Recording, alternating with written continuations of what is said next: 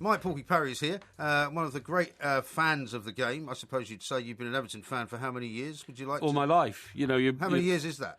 Well, 50 plus. 50 plus. Yeah, we'll leave it at that. Yeah. But of course, you've been following this story about AVB. I think AVB is absolutely right to say that there's a problem at Tottenham Hotspur. There's a problem at White Hart Lane. He says when they play at home, it's a bit like they're playing away. There's a kind of a tense atmosphere. People are not getting excited, not getting behind the team. Is it because they're not real fans or what? No, it's not because they're not real fans. Now, you know quite a lot about American sport. You lived there quite a while. Yeah. The atmosphere in American stadiums is usually dreadful, isn't it? It is. Absolutely dreadful. When we've been up to Yankee Stadium, most people are like talking about, the weekend roast that they're going to have when they go home. Because it's a much longer game, though, as well. Well, it is much longer. But what I'm saying is the design of American stadiums is there's so much space between the seats and in the aisles that it's almost like sitting in the park having a picnic. It's not like being in a football stadium. People are throwing hot dogs at each other and all that kind of thing. Absolutely, and having a long chat with a girl walking around with a tray full of beer and all this kind of stuff, and the atmosphere is dreadful. Whereas in England, because of the standing arrangements we used to have, it's always been incredibly intense. Yeah. And what's changed in England are two things. Firstly, the all-seater stadium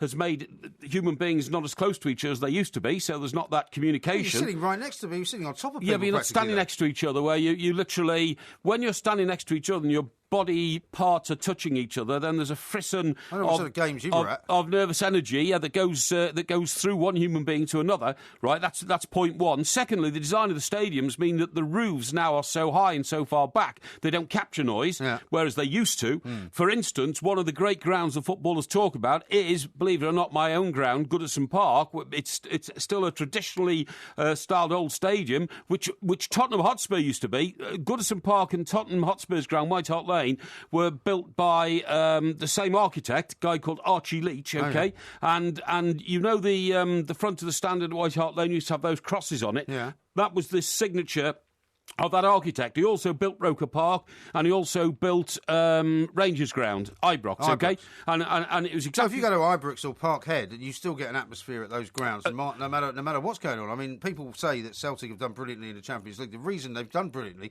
is because of their performances at home.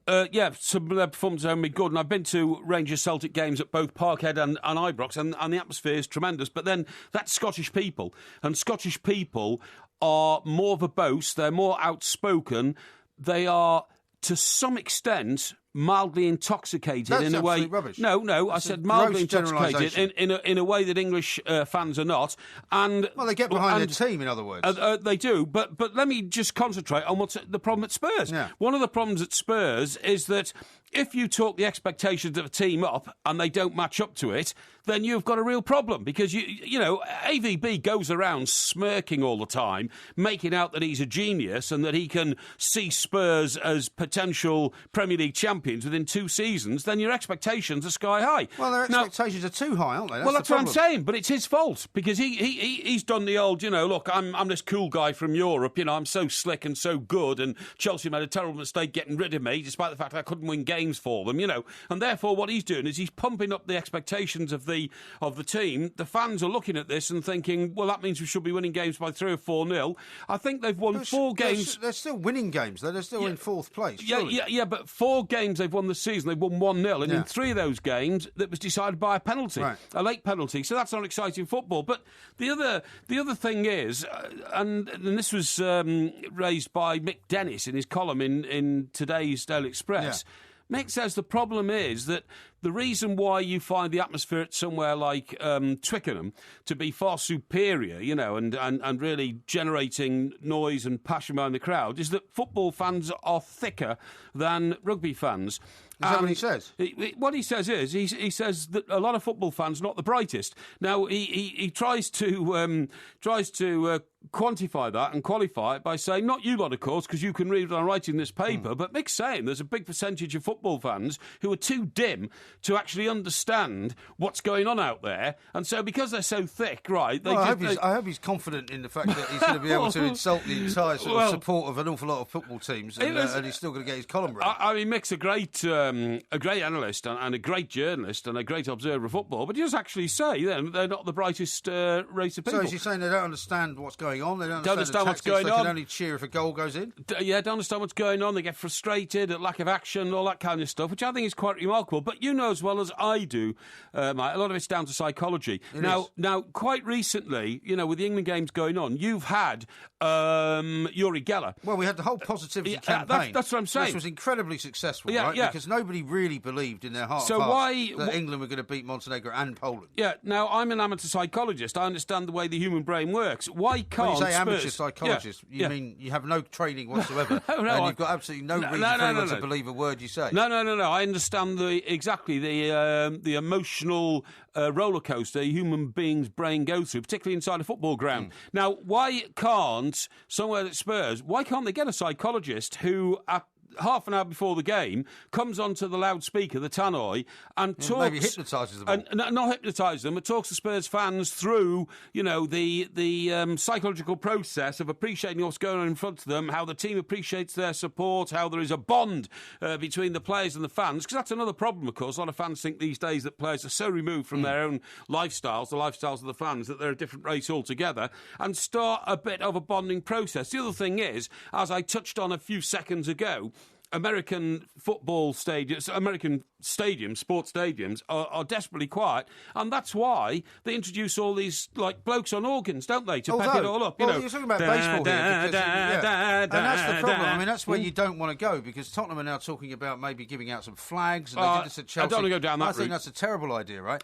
However, that's terrible, you're not quite right to say that all American sports stadiums are quiet, because in Seattle, where the Seattle Seahawks play, they've actually recorded the highest ever decibel level of any crowd anywhere. That's partly, though, because they've got a domed stadium. Yeah, it's an indoor stadium. And on that day, they knew they were doing it, so the fans were asked to shout and scream it's not so much they knew they were doing it. make a huge noise. The point is that they can be very noisy. If we got Reg Dixon, the famous Blackpool organist, to get into a football ground, in the middle of the game, and, when the team are attacking, So you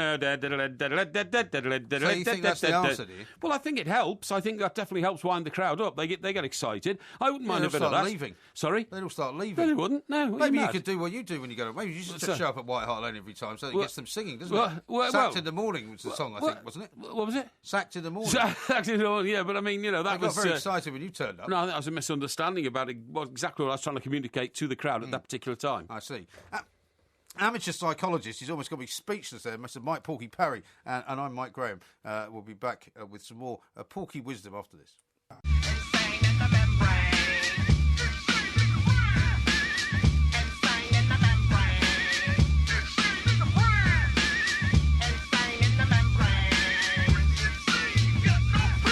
This is TalkSport Extra Time. I'm Mike Graham. I'm sitting next to Mr. Mike Porky Parry. He's been busy telling us that he's an amateur psychologist. You're an amateur a lot of things, I suppose you might say. And one of the things I'm going to accuse you of right now is being an amateur Everton supporter, because you've all said to me that you're one of the greatest Everton supporters that ever lived. No, I haven't. No. I don't think you've been to more than about half a dozen games this season, if that. I haven't. You're absolutely right. And I've never claimed to be one of the greatest Everton fans ever. What I said is I come from an Everton family, that my dad was an Evertonian and my grandfather's best friend was Dixie Dean, who was the legendary Everton iconic player of all time. So my family's steeped in Everton history, but when you live 200 miles away, and sometimes 300 miles away, because, I have dual domiciles, and if I'm in my southernmost domicile and you're 300 miles away, it's not very easy to get to Goodison Park. Why have you got a house so far away from Everton? Why don't you get your second house somewhere closer? Well, the reason for that is that, first of all, I've worked most of my life in London, so I have to have a house somewhere near London, okay? Yeah. Well, that's one, but what about the second one? All my family lives south of London, all of them, so, I have a responsibility. So they've all escaped from the north, in other words? I don't have any family left in the north, that is true, because my family were brought up in Birkenhead and Chester, and there is none of us left. The Parry clan, the Parry tribe, is dying out rapidly, and there are none left up there at all. I couldn't find a relative anywhere. I couldn't find a relative now anywhere north. That's because they've all got ex-directories, so you can't find them, presumably. No. It's just that they're not there. They're all gone. I mean, it's disappeared, and where they were all brought up is now rubbled bomb sites, around sort of what used to be the docks of Birkenhead and all that kind of stuff. Although they've probably rebuilt it by now, in fairness, They probably have. It was quite a long time ago. They probably have. And, I mean, the whole of Liverpool's dock frontage has been changed, like London's. Well, of course it has. And you know why? Well, you and I were there not that long ago, a couple of years ago. Yeah. Well, I've been there more recently than a couple of years ago for obvious reasons. Have you? Yeah, of course I have. When was the last Everton game you went to? Chelsea. The Chelsea game. When we was won 1-0. about a month ago. And a marvellous night. But anyway, I don't know why you're banging on about it, because aren't I taking you to an Everton game very soon? Well, anyway, Crystal Palace versus Everton. Yes. They might have a manager by then, I suppose. Well, you should be grateful for that and shut your whinging gob about anything. There's no need to be rude. I do with Everton. The reason that the Liverpool seafront has changed is because when they invented container ships, those ships are too massive and too huge to get into ports like Liverpool. The old Albert Dock could never have accommodated. That's why the River Thames, which we can see from our window here in TalkSport Towers, well, we can't now, obviously, because it's middle of the night and it's very dark. Yeah. But you can night vision goggles. Yeah, absolutely. You can normally see the river. That closed down for exactly the same reasons, as did most of the New York shoreline.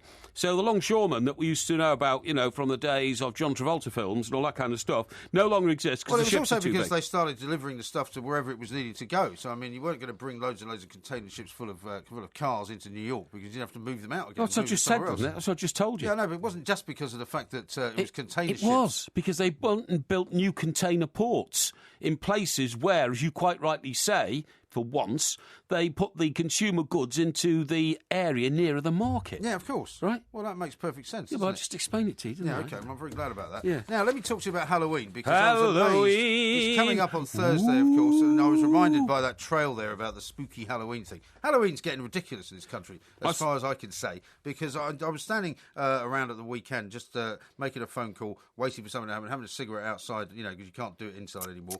This guy drives past in a car. He's got two arms. Bloodied arms hanging out of the bonnet of his car. Ridiculous. And I thought to myself, that is madness, absolute madness. You go into any superstore now, any kind of supermarket, and they've got the first kind of 10 yards of the shop selling all this mad Halloween stuff, and everybody's buying it. It's a horrible commercial thing, isn't it? I saw some chap on a news programme the other morning, and it was a remarkable interview. This chap was pushing the commercial benefits of Halloween, and he was allowed a seat on the couch to tell his interviewer, well, of course, for this year, for the first time ever, Halloween will be bigger than Bonfire Night in this country. Shocking. And within a decade will have completely taken over. We might only have one festival called the Autumn Festival rather than Halloween and Bonfire Night, and it'll be celebrated on the same weekend. Oh, really?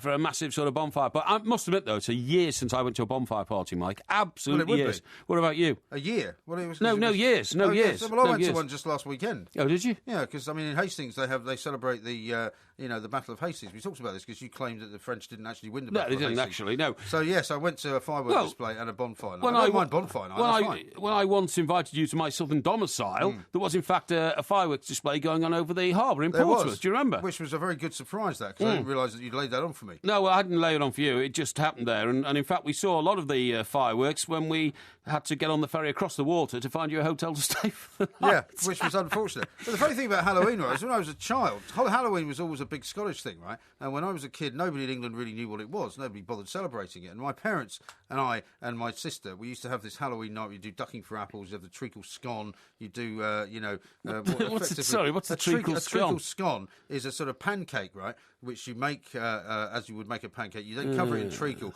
You put a string through it and you hang it from the ceiling. And basically they swing it and you have to try and take a bite out of it as you're swinging around. And what ends up happening is that you get covered in treacle. So you get smacked in the face by this treacle scone and you're trying to eat bits of it. And if you've got particularly kind of I don't know why you're the size you are. If you spent your life eating treacle scones, mate, which you're flying around the room at the end of a bit of string. I could never get my teeth around it. But I'd go into school the next day and tell people about this and they'd look at me like I was talking foreign language. What a ridiculous ceremony. Actually, my old fella, God rest his soul, he's not been with us for quite a few years now, but he invented something called first footing. And this is it's a Scottish thing. Yeah, he got it He from... didn't invent it. Well, he got it from some mate he served with during the war, on HMS Ascanius, which was the Royal Navy ship he served on. But and it was a crazy thing. I suppose he was probably full of sherry or whiskey or something. When he used to it's a Scottish tradition. No, but what a stupid tradition. Why? He disappears out the back door, runs down the back entry, runs around the front into the street, comes up to the front door, knocks on the front door. What, of his own house? Of your own house. Well, he obviously got it wrong. You're not supposed to first foot yourself. Hang on. Knocks on the door, and somebody opens the door, and he gives him a bit of coal. I mean, the trouble is, we haven't got any coal in this country anymore, so how do you do it? Well, we don't mind any coal. The whole point of first footing is that the first person after midnight on New Year is the person that comes to your house. Normally he brings a bottle of whiskey, and he brings a lump of coal, because in the old days a lump of coal was something that you didn't, you wanted, because you didn't have enough coal to keep you warm. You're not supposed to first foot yourself. Well, I don't think he obviously runs in the family. No, he wasn't first footing himself. He wasn't handing it to himself. He was, he used to have a few relatives around on New Year's Eve. In fact, the only time I ever saw my relatives, because we didn't actually like any of our relatives. So I'm not surprised. And by the way, I remember one New Year's Eve, Mike. This is true. This all fits together with Halloween and all that. Yeah. I had an Auntie Irene, I think her name was, and she was bonkers, and she was married to a psychiatrist, and the psychiatrist was clearly his name was Dr. something or other. He was clearly more. Hey? It would have been. Yeah, that's right, yeah. But he was clearly more mad than the patients he was treating, I think he'd been sent mad by the disturbed nature of the people he was treating. But Auntie Irene, there was one New Year's Eve or Halloween or something. I think it was New Year's. No, they only ever came around on New Year's Eve. It was a full moon, and she was at the window baying, ow. It's a very odd family you come from. Have you ever thought of getting yourself examined by a psychiatrist?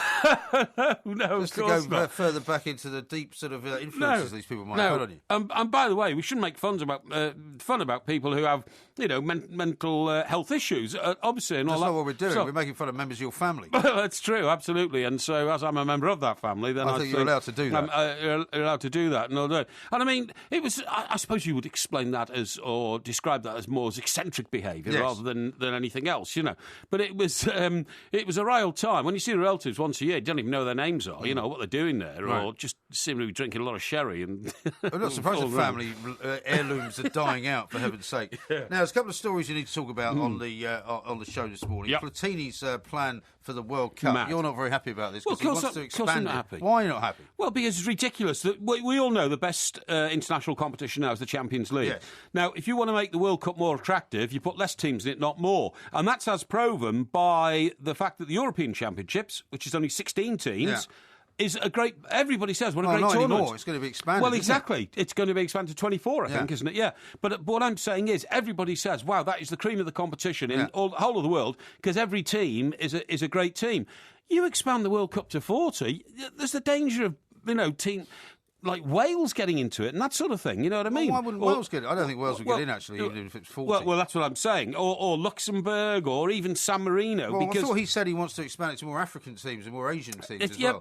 OK, well, look... it's already easier to get in from certain parts of the world, Of course it is. But with the greatest respect to emerging countries in Africa, they're still only 1/3 as good as developed nations in Europe and South America. Some of them are better, though. What about Ivory Coast? Well, of course they are. But if you expand it to bring in countries that are weaker, then the weakest of the African teams are going to be like the weakest of the European teams, and they're going to be very poor indeed. What Mr. Platini... And why is Platini getting involved anyway? In the hope that he will become FIFA boss, presumably. Maybe he's planning to do that of course he is, Mr. Blatter passes the baton.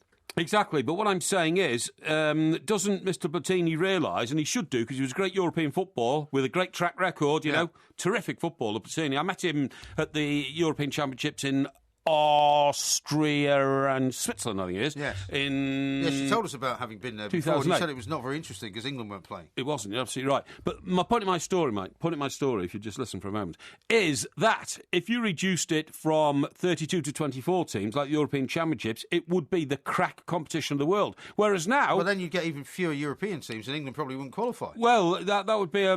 you see... So that would go against your previous plan. Look, you have very muddled thinking. No. Muddled thinking. It's very straightforward thinking. The world of football at the highest level is against international football now. They say it means a lot less than the Champions League and a lot less than competitions in South America. So what you've got to do is you've got to have less international football. Now, the way you do that, Mike, and this won't have occurred to you because you don't satiate yourself in the historical necessities of the game of football. No, historical.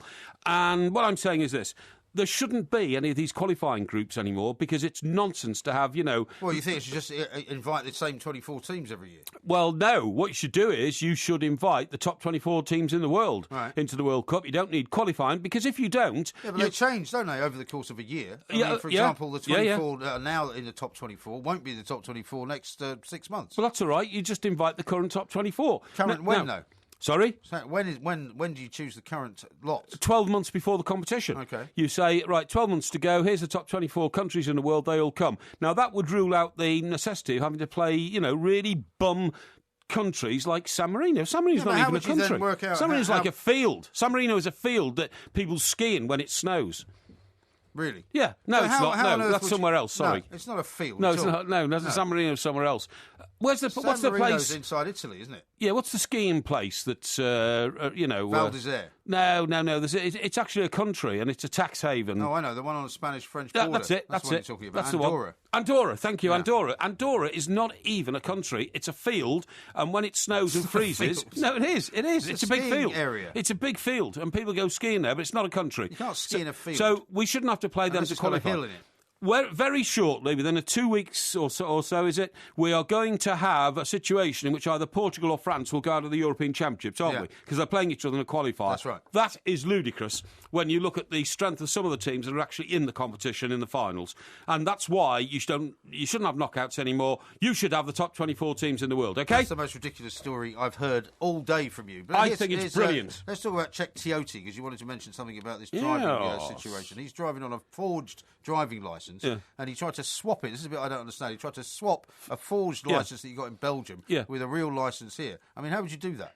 Well, because you did it in America, haven't you? Didn't you swap your British licence for an American driving licence? Not at all. I thought, but you can, can't you? No, you can't. Yes, you have to take a test. Rubbish. You have to take nonsense. a test. You can have an international driving licence, and then you have to take a test to get a local one. Utter nonsense. A lot of the lads out there went and got a state licence rather than a federal one in whichever state they lived in, like Connecticut or something like that, and they could do that. So yeah, but you have to take a test in that particular state. You don't just swap it. No, you don't. No. You can't just get one. Well, did you have an American licence when you were there? No, I didn't. Why not? Do you know what? I was, Waco. You know Waco? Waco was burnt down. Texas. The Branch Davidian. Yes. All the nuts who set fire to the place and killed everyone. As you say, we have to be careful about people with mental health issues. Well, no, he was just a complete criminal, so I wouldn't worry about that. No, he was. He was. Well, you can't libel him now, anyway. I'm driving back from Waco to get to Fort Worth, Dallas, to get back to New York. Fort Worth, Dallas. Fort Worth, it's called. Yes, OK, I know what it's called. I've flown through there quite a few times. Fort Worth, Dallas. Just listen. And I was roaring up the old freeway there, and I got pulled in by the Texas Rangers. Oh, yeah. And I always see this as a badge of honour. Got arrested by the Texas Rangers. But when the guy said to me, OK, Mr. Parry, you come to Texas just to burn up all our fuel because we got more fuel cheaper than you've got in Great Britain. And I said, well, it's not quite like that. Anyway, point to my story is, when I showed him my licence, he just let me go because he didn't know what to do with it. Yeah. And he couldn't ban me and couldn't understand it. And so off I went. I'm not sure that's not the only thing you couldn't understand about you. By the way, Portugal are playing Sweden, I think. Portugal playing Sweden, that's right, yeah. So it means one of those two teams are going out. Yeah. Well, there you go, you see, I told you.